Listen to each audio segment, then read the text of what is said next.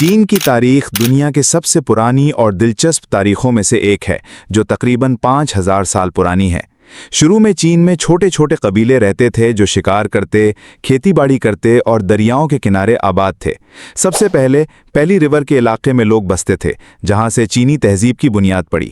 وقت کے ساتھ یہ لوگ گاؤں اور شہر بنانے لگے اور پہلی سلطنتیں وجود میں آئیں۔ سب سے پہلی بڑی سلطنت شیعہ ڈائنیسٹی تھی جو تقریباً 2100 قبل مسیح میں بنی۔ اس کے بعد شانگ اور زو ڈائنیسٹیز آئیں جنہوں نے دھات سازی، کانسی کے ہتھیار اور لکھائی ایجاد کی۔ اسی زمانے میں مشہور فلسفی کنفیوشس پیدا ہوئے جن کی تعلیمات نے صدیوں تک چینی معاشرے کو نظم و ضبط اور اخلاقیات سکھائیں۔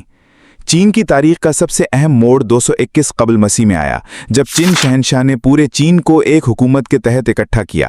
اسی دور میں عظیم دیوار چین یعنی گریٹ وال آف چائنا کی بنیاد رکھی گئی تاکہ شمال سے آنے والے حملہ آوروں کو روکا جا سکے۔ یہ دیوار بعد میں کئی صدیوں میں مکمل ہوئی اور آج بھی دنیا کا ایک عجوبہ ہے۔ چن ڈائنیسٹی کے بعد ہان ڈائنیسٹی آئی۔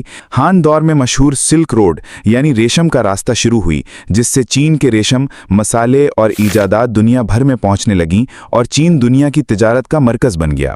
وقت گزرتا گیا اور چین کئی بار عروج اور زوال سے گزرا۔ منگول حکمران چنگیز خان اور اس کے پوتے قبلائی خان نے 13ویں صدی میں چین پر قبضہ کیا اور یوان ڈائنیسٹی قائم کی۔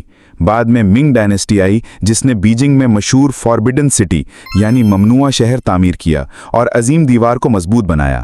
چنگ ڈائنیسٹی کے دور میں چین اپنی طاقت اور وسعت کے عروج پر تھا، لیکن وقت کے ساتھ مغربی طاقتوں کے دباؤ اور اندرونی بغاوتوں نے اسے کمزور کر دیا۔ 19ویں صدی میں چین کو سب سے بڑے چیلنجز کا سامنا کرنا پڑا۔ برطانیہ کے ساتھ افیون جنگیں ہوئیں جن میں چین کو شکست ہوئی اور ہانگ کانگ برطانیہ کے قبضے میں چلا گیا۔ جاپان اور یورپی طاقتیں چین کے مختلف حصوں پر قابض ہونے لگیں۔ عوام بادشاہت سے تنگ آ گئے اور 1911 میں چنگ ڈائنیسٹی کا خاتمہ ہوا۔ چین ایک جمہوریہ بن گیا لیکن ملک میں خانہ جنگی اور افراتفری رہی۔ دوسری جنگ عظیم یعنی ورلڈ وار 2 کے دوران جاپان نے چین پر حملہ کیا، لاکھوں لوگ مارے گئے اور ملک تباہ ہو گیا۔ جنگ کے بعد چین میں 2 بڑی طاقتوں کے درمیان خانہ جنگی ہوئی، چیانگ کائی شیک کی نیشنل پارٹی اور ماؤ زے تنگ کی کمیونسٹ پارٹی۔ 1949 میں ماؤ زے تنگ نے فتح حاصل کی اور چین پیپلز ریپبلک آف چائنا بن گیا۔ چیانگ کائی شیک تائیوان بھاگ گیا اور وہاں الگ حکومت بنا لی۔ ماؤ کے دور میں چین نے صنعت اور زراعت میں بڑے تجربے کیے جیسے گریٹ لیپ فارورڈ اور کلچرل ریولوشن، لیکن یہ پالیسیاں ناکام ہوئیں اور کروڑوں لوگ بھوک سے مر گئے۔ 1976 میں ماؤ کی موت کے بعد دنگ شاؤپنگ نے چین کی معیشت کو کھول دیا اور چین تیزی سے ترقی کرنے لگا۔ آج چین دنیا کی سب سے بڑی معیشتوں میں سے ایک ہے۔ ٹیکنالوجی، صنعت اور فوجی طاقت میں دنیا کے بڑے ممالک میں شامل ہے، لیکن سیاست ابھی بھی کمیونسٹ پارٹی کے کنٹرول میں ہے۔